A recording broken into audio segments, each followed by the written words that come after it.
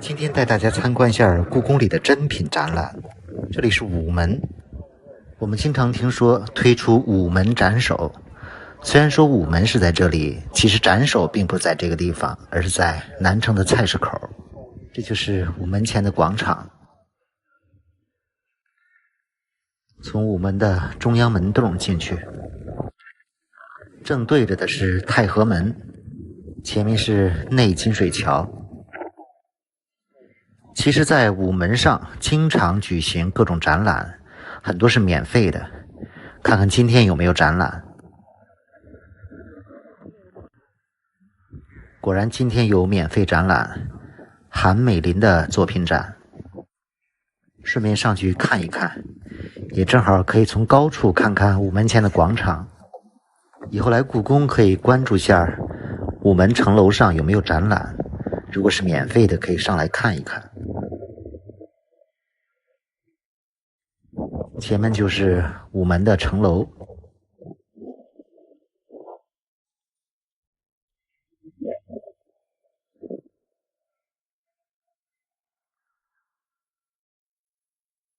看一看午门前的广场，不过是逆光。现在展览的是韩美林的作品展，也是一位美术大家。北京奥运会的吉祥物还有很多作品都是出自韩美林之手。韩美林在北京也有专门的美术展览馆，所以在这里只是简单的看一眼。韩美林的各种美术和雕塑作品还是非常有特色的。现在看完展览出来，从这个角度可以再看一下午门前的广场。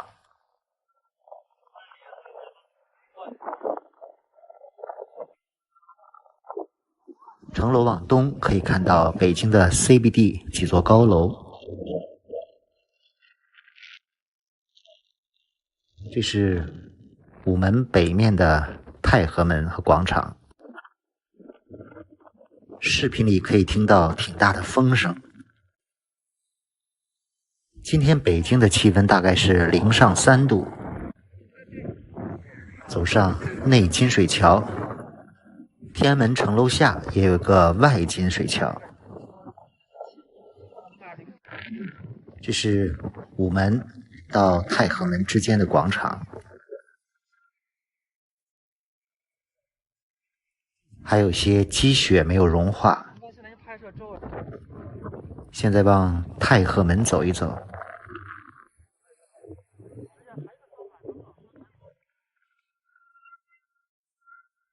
其实今天来参观故宫博物院还请了个导游，不过因为风的噪音比较大，基本上听不清导游的声音。这也是我很少用视频的同期声来做视频的原因，就是因为噪音比较大。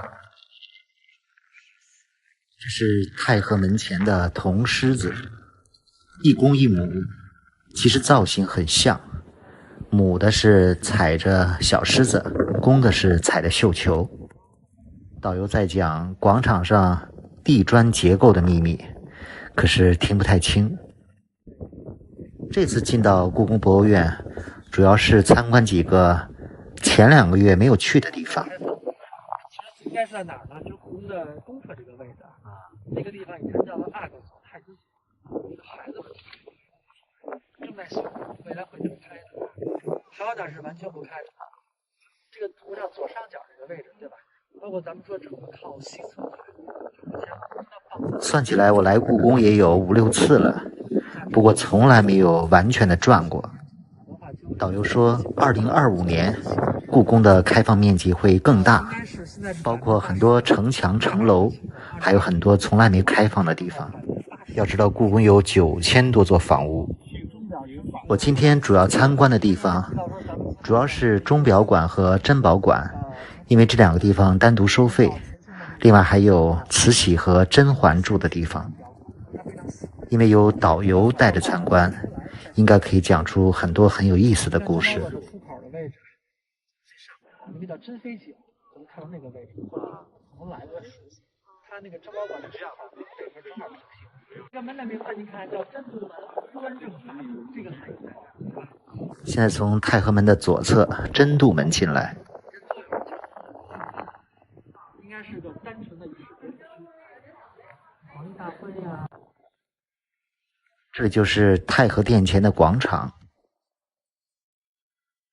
非常的庄严肃穆，都是举行大典的地方。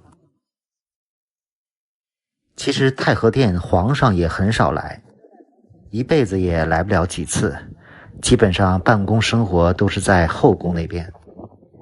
这是远处看到的太和殿，也叫金銮殿。前几年重新维修过的太和殿，非常的华丽壮观。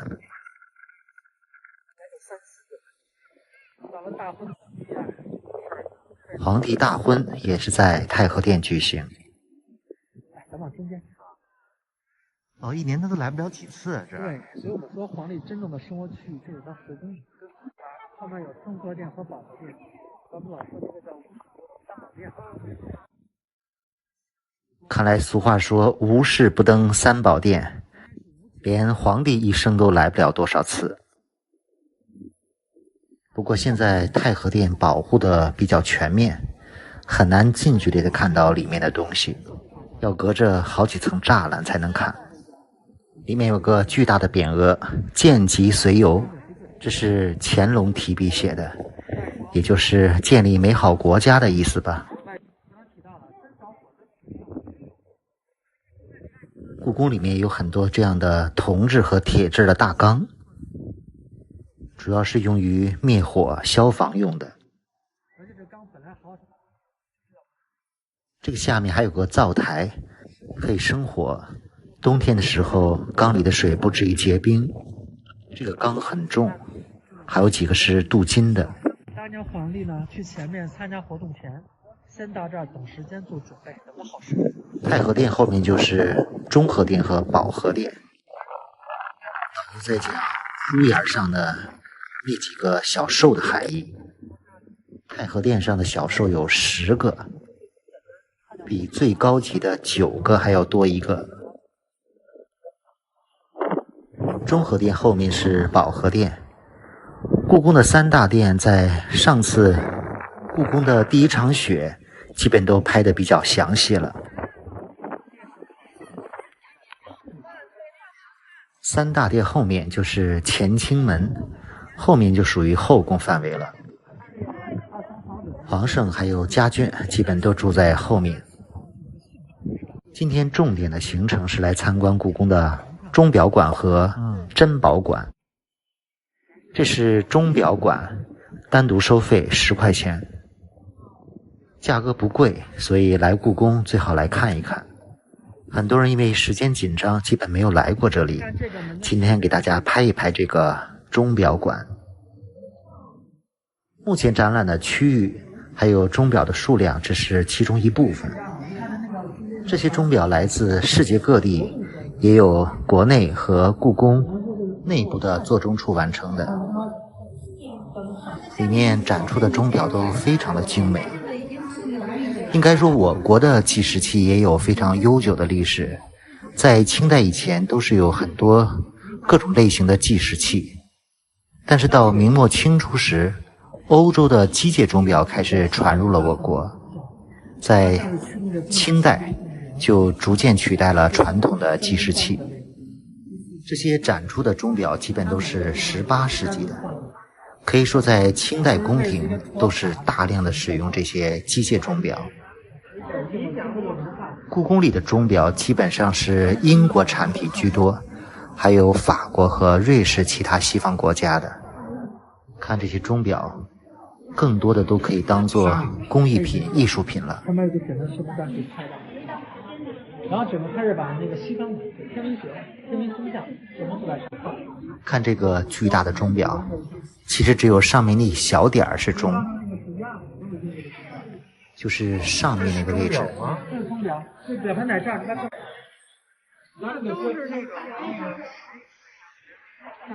这它上弦之后，它还有音乐。因为是机械钟表，所以很多现在都能使用。为什么房间都会放那个谐音的叫福禄寿的福禄寿。每个钟表的造型都精美绝伦。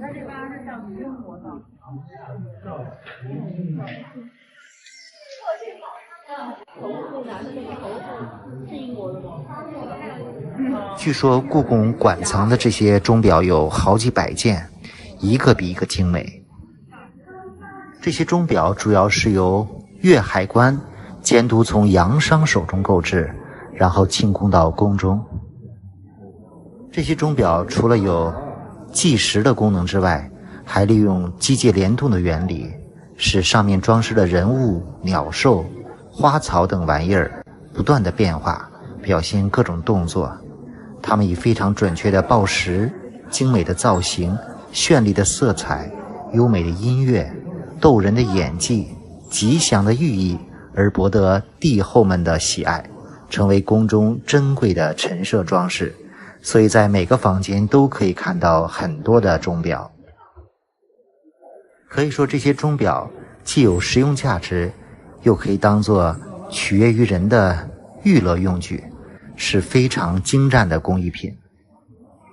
尤其是故宫，虽然历尽浩劫，但是无论是整个的宫殿，还有里面的各种宝物，都比较完好的保留了下来。来看看这件钟表，还能写字呢？是真写还是比划一下？那个他自己写的，上面有，不是，是比划一下吧？就是真写的字，那个他写台词，那个字都是机械装饰。钟表里的小人竟然还能够写出非常漂亮的字。要字的话，就不会把这字给全都太厉害了，就跟那个。哦，那个是空的纸是吧？对。换纸的地方，旁边这个换纸左右同时拉开距离，把它展开，上面是个条，写的是个字叫万寿香。第二层啊比较简单，就是个敲钟耳报时这么个大钟人，对吧？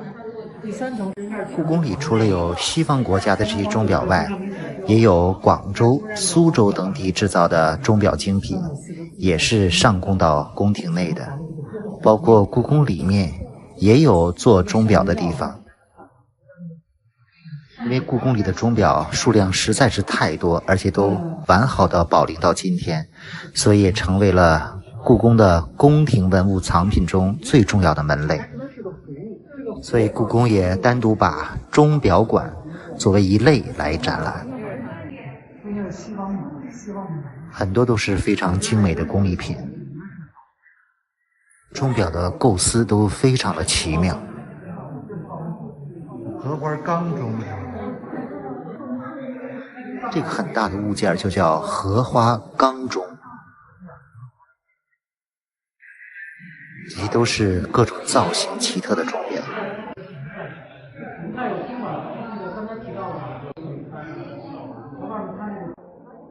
没想到今天参观钟表馆的人还挺多。整个钟表馆的藏品数量还是非常多的。刚才没有看到那一段，这也是清乾隆。过一会儿咱们到那个参观完钟表馆，前面再去看看珍宝馆。珍宝馆的展出面积和可看性更多一些，这里不单有珍宝展览，还有很多院落。如果你来参观故宫，时间紧张，只能2选1，建议还是来珍宝馆吧。下一集带大家来看一看故宫都有哪些珍藏的宝贝。这里是故宫的珍宝馆。如果来故宫旅游，不去珍宝馆实在是太可惜了。珍宝馆的范围其实很大，里面可看的东西非常多。一进来就看到九龙壁，故宫的九龙壁和北海九龙壁和中国山西大同的九龙壁是中国3大九龙壁，雕刻的非常精美。珍宝馆去单独收费10块钱，首先穿过黄极门，前面看到的这个是宁寿门，门前有一对镀金的狮子。珍宝馆所在的这个区域感觉就是个小紫禁城。我们穿过这个宁寿门，前面看到的是皇极殿，这个是宁寿宫的主体建筑，看上去就像是个小的太和殿，里面都是金砖、金顶、金柱子、金宝座。本来这里是作为皇上退休时候用的，这些建筑也都是珍宝馆区域内的。在故宫有超过180万的馆藏品，这些珍贵的藏品很多都在珍宝馆里轮流展出，所以来故宫博物院不光是看宏大的建筑，更来要看一看这里的价值连城的馆藏品。目前故宫博物院收藏的有180多万件文物，这些文物历经岁月淘洗，成为了中华民族悠久历史和灿烂文化的物证。展厅分为珠宝、金银、玉石、盆景等各种类型，同时在养性殿、乐寿堂、颐和轩等建筑内，也根据它的功能和历史，按照当初的位置进行了陈设。展出的每件藏品都精美绝伦，代表了当时的最高工艺技术水平。首先看到的是珠宝馆，哪怕是一枚小小的扳指都价值连城。乾隆什么？乾隆御用。这个画像就是乾隆爷。这里有个浑身上下的珠宝示意图，这是孝贤纯皇后身上的各种腰带玉佩，各种镶满宝石翡翠的工艺品。现在来到了金银器馆，这是皇帝宝座前的香薰盒，价值上亿的金盆儿，右边是金如意，全都是镶嵌的宝石，这是红玛瑙做的。10块钱的珍宝馆门票就可以看到价值千万上亿的纯金物品，实在是太开眼界了。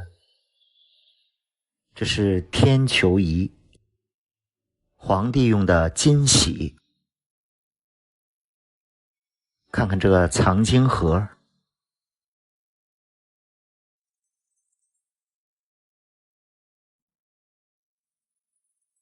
这都是佛前供器、七珍，还有八宝。这都是宫内用黄金打造的佛教贡品。这里只是展出了几百件珍贵的藏品，要知道故宫有180万件，从数量来看是完爆台北的故宫博物院。除了在专门的展室展出这些金银珠宝展品外，在养性殿和乐寿堂等建筑也有很多展品。这个是养性门，前面就是养性殿，和养心殿非常类似。这是养性殿的院落，里面的古树都是300年以上的历史。在养性殿的旁边是乐士楼和畅音阁，这算是个大戏楼。在颐和园里有个德和楼大戏楼，就是仿照故宫里的这个。畅音阁是不是和德和楼是基本一样的？再转回来就看到了乐寿堂，慈禧也曾住过这里。这里面还是难得的可以走近参观的，这就是乐寿堂里的陈设。这里面有2件非常大的宝贝，这是用新疆和田玉雕刻的玉瓮，旁边就是慈禧太后的寝宫睡觉的地方。透过玻璃可以看到。要说镇馆宝里的镇馆之宝，这个大禹治水一定是可以排得上的。这是一个高达2.2米的大玉石，上面栩栩如生地雕刻着大禹治水的图案。这个大禹治水是来故宫必看的东西。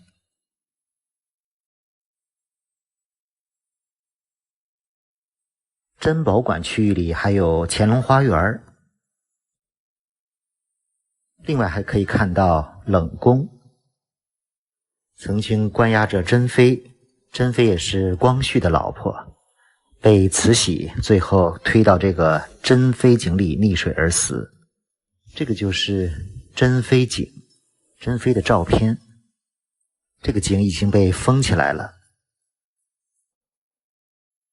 从珍妃井出来就结束了珍宝馆的游览，前面也是故宫的北出口神武门，但今天的游览还没有结束，还要穿过这个御花园去另外的地方。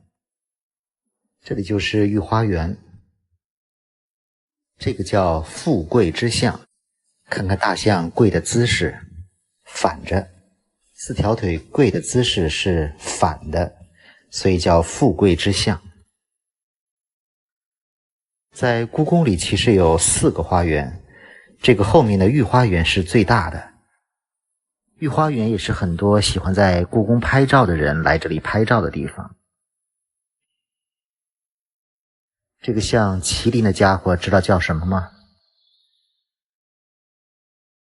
御花园在上次的视频里拍过，这个就是御花园里溥仪的英语老师曾经在这个楼里住过。穿过御花园，我们来到了西六宫。今天主要来看看储秀宫，也就是慈禧住过的地方。慈禧还在储秀宫里生了个儿子，就是同治皇帝。不过基本上都是慈禧垂帘听政，掌控着他。我们在电影《垂帘听政》里可以看到这段历史。这里就是慈禧住的储秀宫，可以说储秀宫是东西六宫里最舒服的一个地方。慈禧还把它和前面的宫殿打通，变得更大。来看看慈禧住的地方如何，院子里竟然有龙的雕像。这就是慈禧的卧室，里面依然陈列着很多珍贵的文物。慈禧太后住的卧室，对面这个就是她的床。这床非常的长，大概这个床的长度有多少？这个长度将近3米。这是客厅，旁边还有好几间房子。储秀宫在慈禧50多大寿的时候曾经重建过，并且和前面的翊坤宫打通了，当时耗资了60万两白银。看里面全是金砖，还有很多上贡的贡品。和储秀宫连通的就是翊坤宫。翊坤宫实际上在《甄嬛传》里提到的华妃，就是年妃住过这里。这里就是翊坤宫。不过和电视剧不同，历史上雍正最喜欢的就是这个年妃。这几年上演了很多清宫剧、宫斗剧，某些程度上也应该感谢这些电视剧，让人们知道了很多历史上的人物和建筑，但很多又是杜撰出来的，所以经常很困扰。所以如果要理清楚这些历史，还是来故宫里看一看吧。现在来到了故宫后宫的3大殿，这是坤宁宫。坤宁宫有几间是作为皇帝的婚房，历史上有4位皇帝曾经住过这里的婚房。后宫3大殿是乾清宫、交泰殿和坤宁宫。这是交泰殿，这个就是乾清宫。里面有著名的正大光明匾。出了乾清门往西就是军机处，这也是很重要的一个地方。这几个地方上次都来过。我们现在去旁边的慈宁宫。慈宁宫就是历史上著名的孝庄皇太后住的地方。在孝庄之前，这里也曾住过明朝的一些皇贵妃。现在穿过慈宁门，这个慈宁宫自从孝庄太后住过之后，就没有安排其他人住过了。现在的慈宁宫是作为一个雕塑展的展馆，可千万不要小看这个雕塑馆，是必来的地方之一。这个展馆里展出了自战国到明清跨度2500年历史的一些雕像，而且这些雕像都是原件。可以说这里的任何一件展品放在其他的博物馆都可以作为镇馆之宝，而在故宫博物院这里都是免费展出的。据说故宫里有上万件这样的雕塑文物，有不少文物还被借出去展览。把角不起眼的就是秦始皇兵马俑。在慈宁宫的旁边还有一个非常重要的建筑，就是寿康宫。寿康宫主要都是清朝的皇太后之类住的地方，据说一共住过7位主人，最著名的就是第一任主人乾隆朝重庆皇太后，也就是电视剧里提到的甄嬛。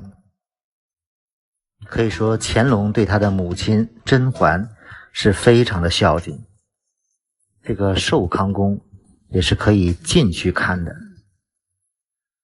这里面就是寿康宫，那些坐榻屏风都是无价之宝。现在这里还有一个比较大型的展览，这个就是甄嬛的原型，重庆皇太后，乾隆的母亲。里面有几个展厅，这是甄嬛的卧室，价值连城的大衣柜。据说整个寿康宫是乾隆花了3000两黄金为他母亲来打造的。寿康宫虽然规模比慈宁宫小一点，但还是非常精致的。《甄嬛传》也可以说是近20年来我最喜欢的一部清宫剧，虽然是有点杜撰。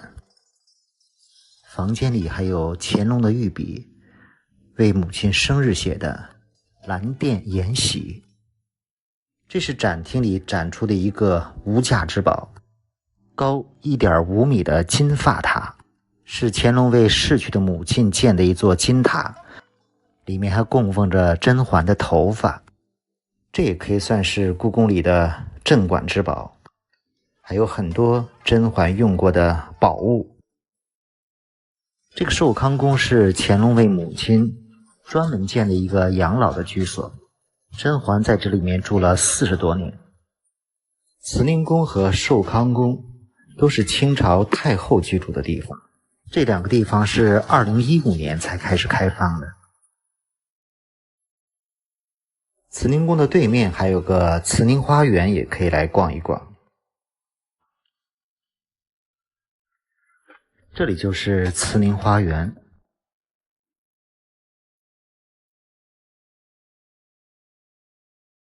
故宫里面面积实在是太大了，一次把它逛完实在是太难了，而且不少建筑都是近10年慢慢恢复开放的。现在又转到了西六宫。西六宫有3、4个地方是开放的，最著名的有甄嬛住过的景仁宫，还有《延禧攻略》里的延禧宫，每个地方也都值得参观。现在准备穿过御花园，从北边的出口出去了。御花园里的假山多美！